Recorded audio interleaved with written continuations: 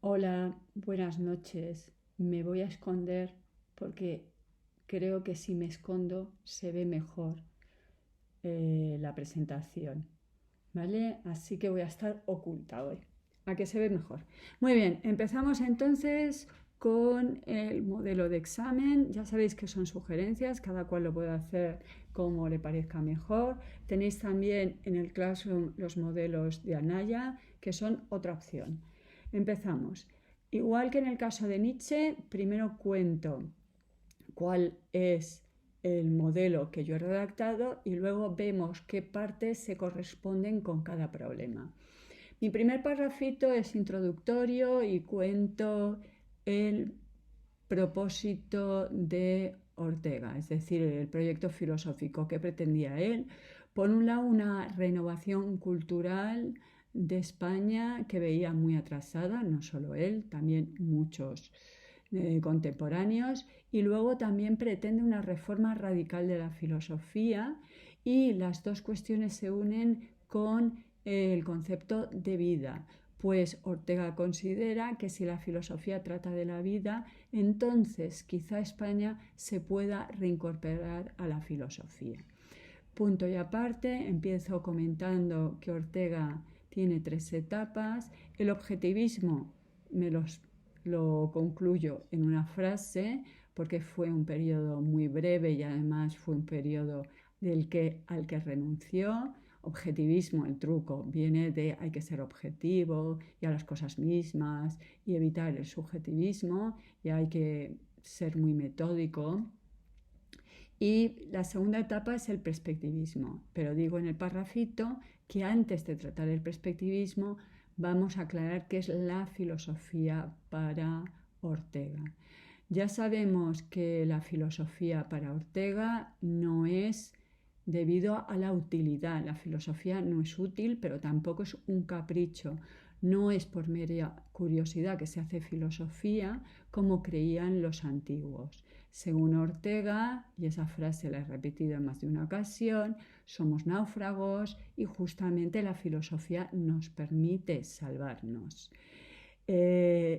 Vimos que la filosofía para Ortega se plantea un problema absoluto, pero tiene un imperativo de autonomía en el sentido que no se vale de lo que establezcan las distintas ciencias.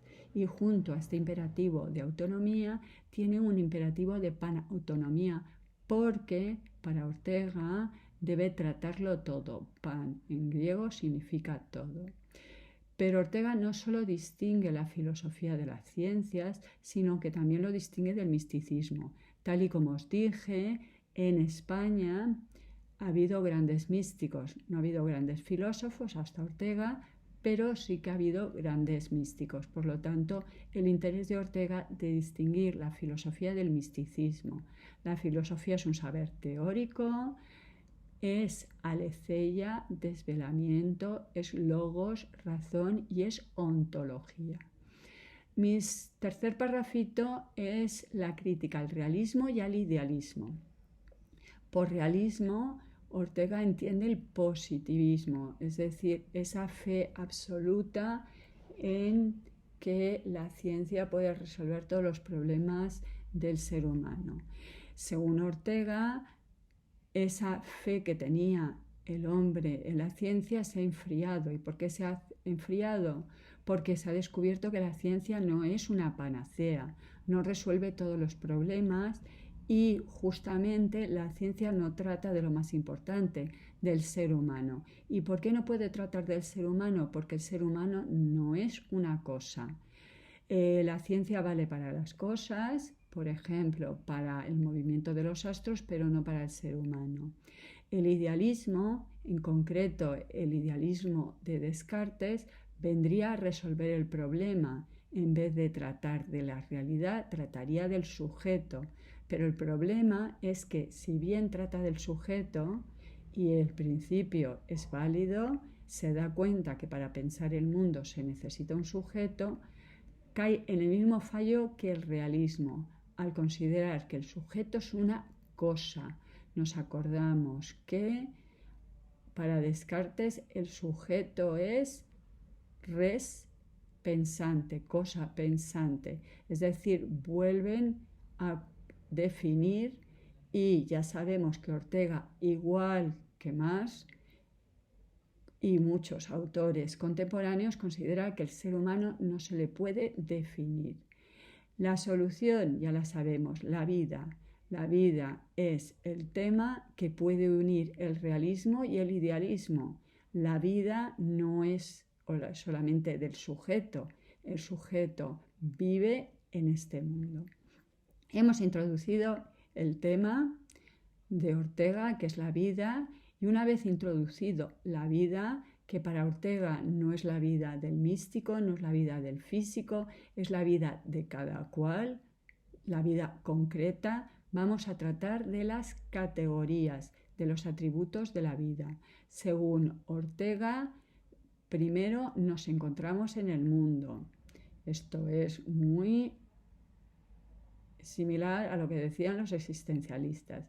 Nos encontramos en el mundo, no en la naturaleza, pero no nos encontramos sin más en el mundo. Estamos ocupados, y si estamos ocupados es porque tenemos fines, tenemos metas, tenemos objetivos. Esas finalidades nos muestran que el ser humano tiene la capacidad de elección, puede decidir, y puede decidir porque hay un ámbito de libertad.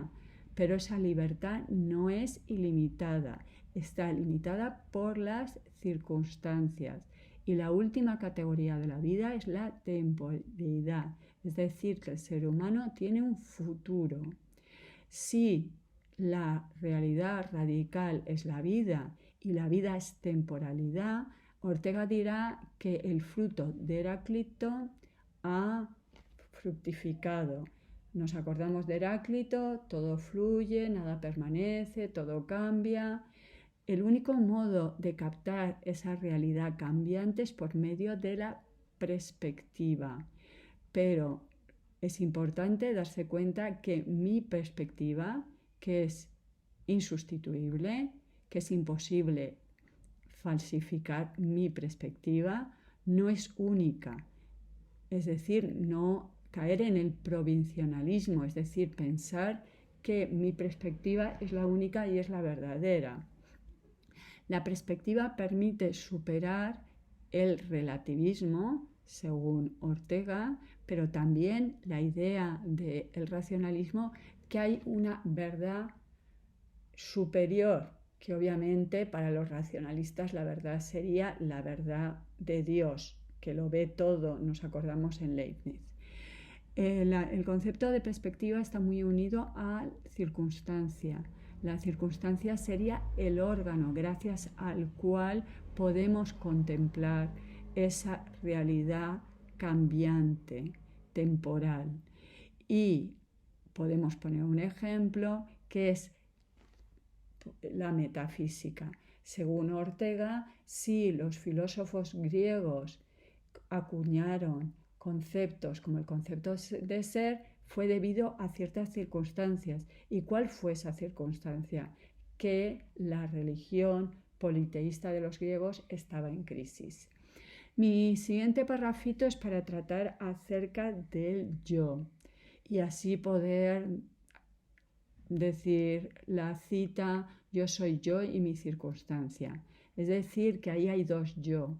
Un yo que yo abstraigo de la circunstancia, pero también está el verdadero yo que incluye la circunstancia. Y cuidado, por circunstancia no me refiero únicamente a las ideas, a las creencias, sino también a cuestiones como los apetitos, ¿de acuerdo? Las emociones también serían parte de las circunstancias del individuo. De ahí que Ortega diga que el ser humano es fatalidad en la libertad. Tenemos un margen de decisión, pero ese margen de decisión está limitado por la circunstancia. Punto y aparte, pasamos a la tercera y última etapa de Ortega, que es el racio-vitalismo. Y ya sabemos que Ortega va a hacer una crítica a Sócrates, más comedida que la de Nietzsche. Fue loable que Sócrates, Platón pudieran crear la razón, porque había que superar las emociones. Fue estupendo que Sócrates creara los conceptos y la lógica, pero con los siglos esa razón tan admirable se ha convertido en una razón abstracta y seca, y se ha descubierto que la razón linda con lo irracional. Ortega considera que la razón es una función de la vida y quiere un punto intermedio entre la razón pura, la de los racionalistas, y el vitalismo. Para él el vitalismo sería caer en el tribalismo, en el salvajismo, y ya sabemos su pelea con Unamuno, ese energúmeno de Salamanca. La razón histórica. Pues la razón histórica viene a complementar el racio-vitalismo. Es decir, que esa razón es una razón histórica. Hemos hablado antes de lo importante que son las circunstancias. Obviamente, las circunstancias históricas. ¿Por qué? Porque, como habíamos comentado antes, el ser humano no tiene una naturaleza, tiene una historia. Acerca del ser humano hay que narrar. Acerca de los pueblos también se requiere una narración, una biografía, no una razón científica, sino una razón narrativa. En este parrafito incluyo la distinción entre creencias e ideas. En las creencias se vive, por las ideas se muere. Es la articulación de los mundos interiores. Las ideas son conscientes, se pueden formular, y en cambio las creencias es algo que normalmente no se puede formular. Las ideas se construyen cuando fallan las creencias. Hemos hablado antes de cómo los griegos habían creado el ser. Hemos hablado antes de Sócrates y Platón formulando los conceptos y la lógica. También Ortega habla, por ejemplo, de la revolución científica. Las ideas se forjan cuando las creencias empiezan a fallar. Y el último parrafito sería para hablar de la política. Yo os he dicho que el truco es que penséis en Platón, porque se asemeja la teoría política de Ortega a la teoría de Platón, en el cual es el desprecio a las masas. Cuidado, Platón no hablaba de las masas. ¿Por qué? Porque el hombre masa es vulgar, el hombre masa considera que tiene todos los derechos y ninguna obligación, porque el hombre masa desprecia a las élites, y lo que querría Ortega sería que esas minorías selectas gobernaran el país, pero lo que se da, según él, es una España invertebrada, es decir, una España que no tiene justamente la guía de esas minorías selectas. Y seguramente tiene mucho que ver con la función que le hubiera gustado a Ortega tener en la política española.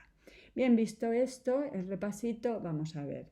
El ser humano, pues fácil, ¿no? Ser humano, ¿por qué? Porque la vida no es la vida en abstracto, no es la vida en general, sino la vida concreta.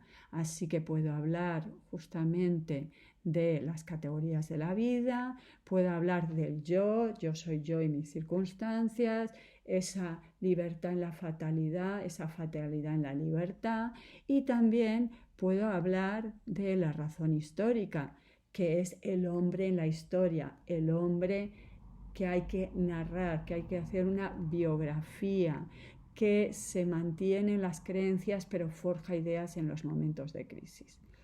Acerca de los tres temas que tenemos, como vemos, a ver, la metafísica y la teoría del conocimiento, pues es todo, ¿no? Porque la metafísica, ya sabemos, el truco es pensar qué es lo más real para cada autor, pues en el caso de Ortega es la vida.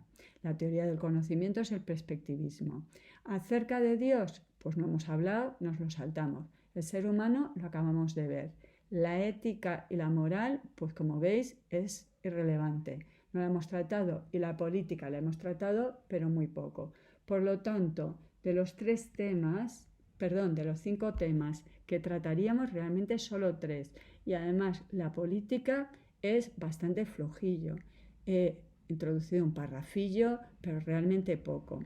A ver, en los apuntes que he subido de Anaya aparece la ética. Pero aparece la ética que empieza diciendo, este tema prácticamente no lo trata Ortega. Bueno, pues si prácticamente no lo trata Ortega, pues mejor me lo salto.